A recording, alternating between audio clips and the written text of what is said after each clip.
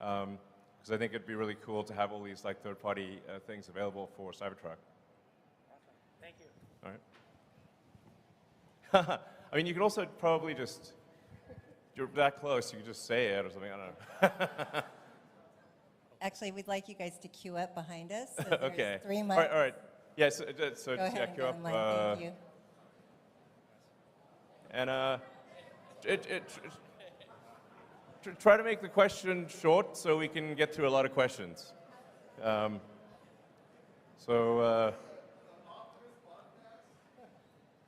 Maybe.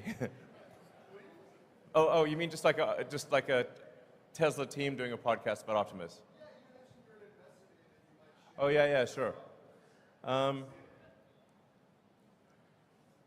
Yeah, you know, I wonder if maybe we could have a sort of like an addendum after the earnings call, which is like a 30 minutes podcast on Optimus or something, like for those who are interested.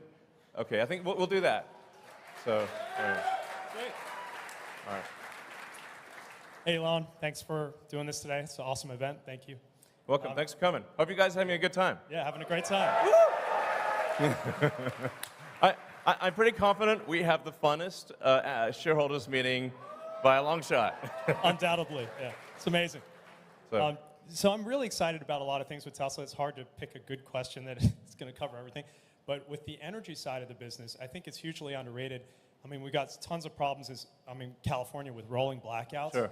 How do you think you can incentivize people, more for solar, battery backup, and we've got the referral program that's been beefed up as well. So, what are your thoughts there? How we can get people on board? yeah, actually, one of the challenges in California and a few other places is that in order to have the Powerwall be like an uninterruptible power supply for the house, we have to actually have a switch that disconnects you from the utility. Otherwise, you just, send energy into the grid, and it doesn't do anything. That's actually been quite difficult with utilities, but I'd like to thank PG&E for recently helping us get approval for installing the backup switch for Powerwall in California so that people can have uninterrupted power in California. And we're working on that in every jurisdiction. So I'm confident that that's going to be a great long-term situation. And then, as I mentioned, Megapack is growing very, very rapidly. Yeah, so things are, things are really growing like ridiculously fast on the energy storage front. So yeah, I feel good about that situation. All right, next question.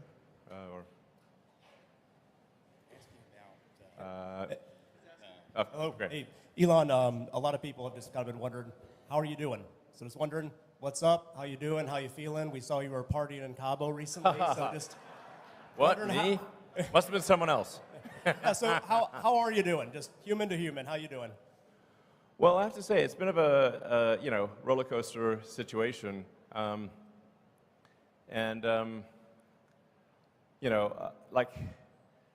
It's actually pretty rare for me to be at a party. So that's like the first party I've been at in a while. And actually wasn't even going to go to it. Then my brother talked me into it. So thanks, Kimball. Yeah, I have to say, like sometimes the work pain level is quite excruciating. And then on top of that, I get dumped on in the press. So it's like, it's not exactly super fun. There was a short-term distraction because I had to do like some major open heart surgery on Twitter to ensure the company's survival. But I think Twitter is now in a stable place, and obviously very excited to have Linda Yaccarino join. And so I think Linda's going to do a great job running Twitter. I'll provide obviously guidance on technology development. But as you can see, I think Twitter at this point has released more new features in the last 6 months than it has in the last 6 years. So, obviously this is not a Twitter meeting, but But the larger point is that I feel at this point I don't need to devote incremental time. The amount of time that Twitter will take going forward is relatively small compared to the last 6 months. So yeah.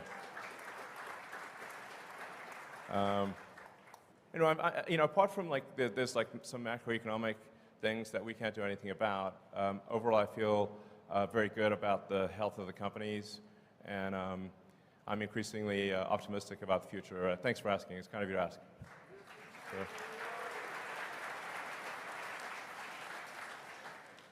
Have you guys considered stretching out the financing terms on your auto business? You talked about earlier, consumers don't necessarily look at the sticker price they're paying. All they're concerned about is monthly payment. Right. And one of the fundamental advantages of an EV is that it's substantially more durable.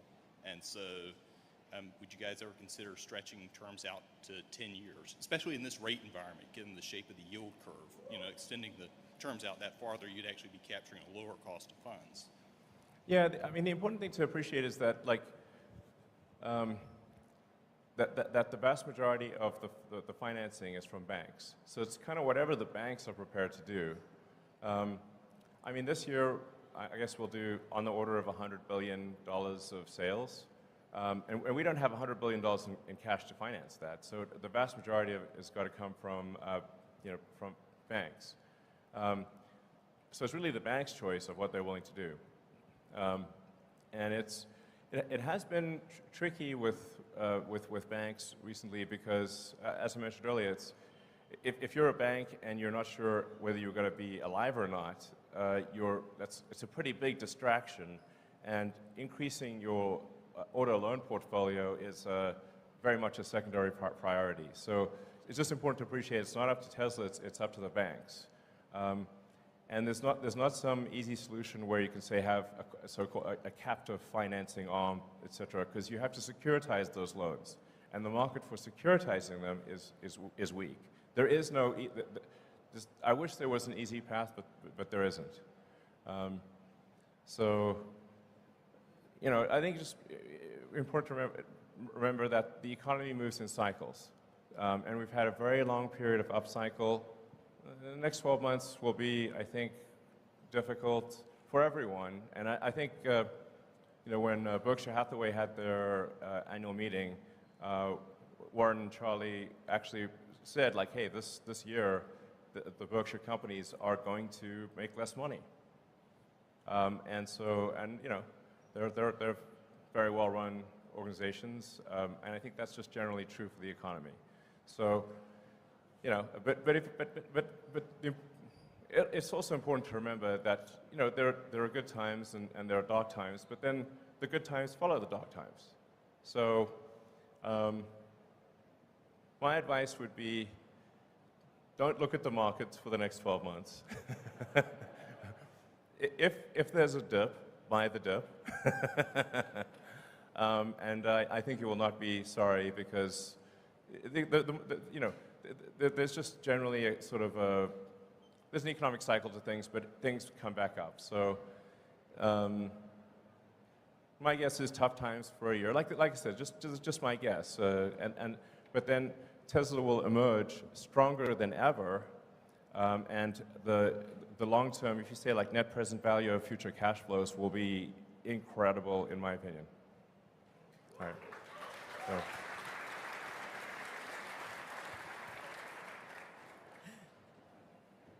Hey, Elon, meet Kevin here. Hey, how's it going? Good, thanks. So Tesla is the largest position in my ETF, ticker PP, and that's for pricing power. Right. And I'm curious, I really think that some of the features that you highlighted here, like the over-the-air airbag deployments of improving the features, the safety features, are great things that we could be advertising. I know you've heard this many times before. I know you have. But sorry, go ahead, yeah. $525 off every car this year is half of Netflix's advertising budget. $1,000 is the entire Netflix advertising budget, and I see their ads everywhere. Why not advertise these things that you told us here? I feel like nobody else knows about this. I just talked to Gordo, the Tesla bear, and he's still talking about 2016 New York Times pieces. These people are in the past, man. That's like 7 years ago at this point. Yeah, I mean, that's what I'm saying. yeah. It's actually, I talk to a lot of people, and they still think that like Teslas are like super expensive. And like, no, actually, the starting price for a Tesla is below the average auto price in the US. It's like, and that's a good thing. I mean, I think it's good that it's that way, you know? Like, our goal was always to make cars that are affordable to the general public.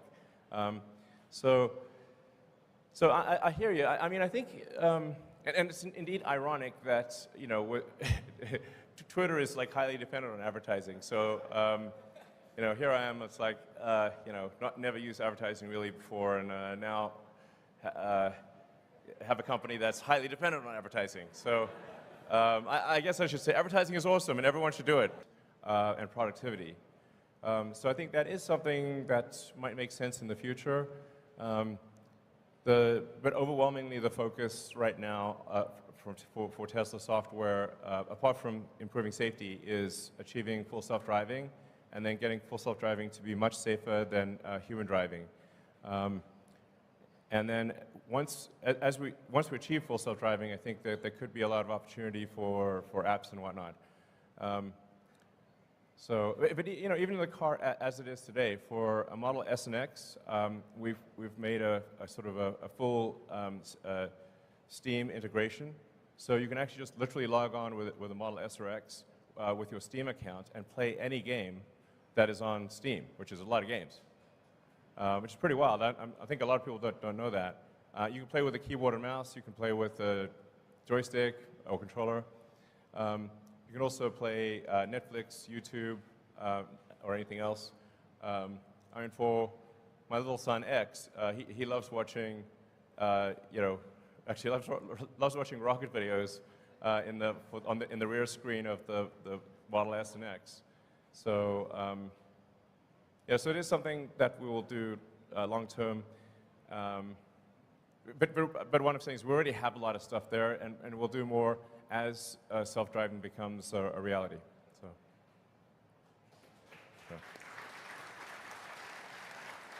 Hey, Elon. I'm John, or Dr. Know-It-All on YouTube, and I don't know it all. But anyway, my question is, as you guys move completely or finish the transition in full self-driving from version 1.0 of the software to 2.0, what do you perceive of as the potential stumbling blocks after that? Because it seems like that's the major, you know, kind of step change that needed to happen, and so you're almost done with that, and what happens after that? And also, please let me interview you about full self-driving. Like, I'll spend 2 hours talking to you about just that. So, thank you. Well,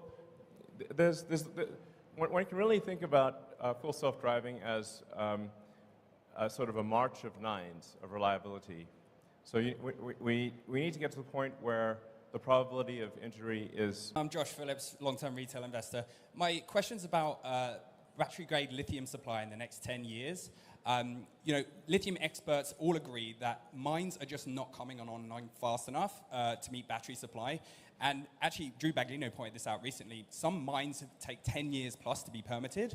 And even GM has actually announced like huge lithium deals that will like secure away supply from the rest of the industry. So what's Tesla's plans to get more supply of lithium at the mine level outside of refining, but also at a deeper level than a traditional offtake? Because as we know, he who controls the spice controls the universe. Sure.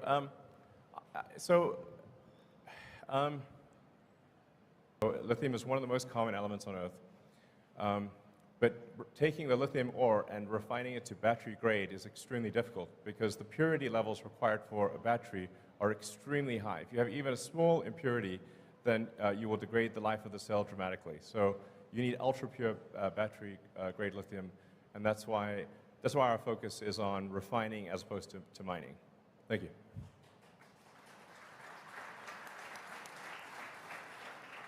Hi, Elon. Thanks. It's a great time here. You spoke about safety in your presentation of the vehicles, and I just want to say I'm thankful to you for building such a safe vehicle because I'm here today with my son.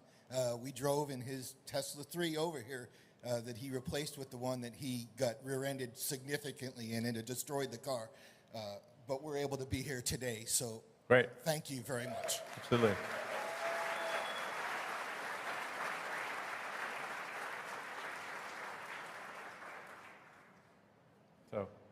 Not sure where to look. There?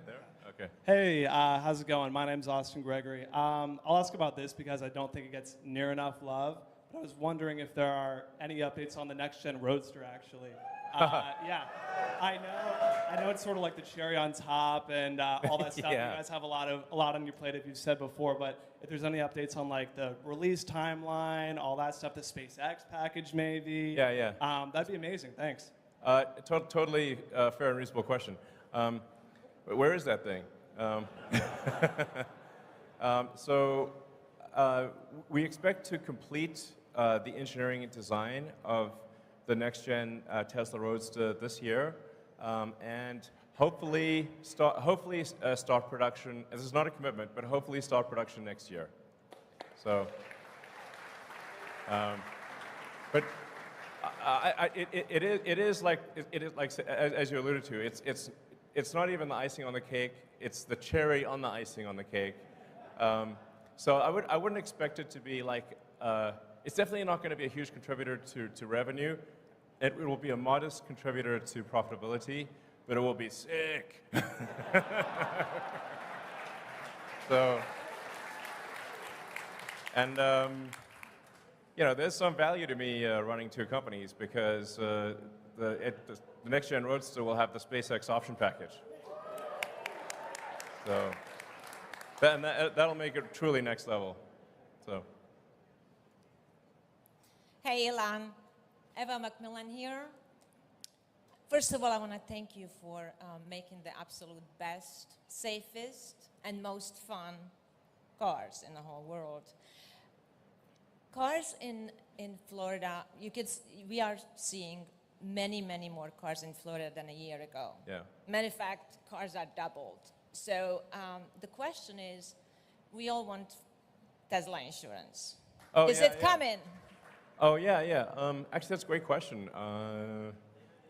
Okay, Zach says it's coming later this year. But I have to tell you, like, one of the thorniest things in the United States is car insurance, or insurance in general, because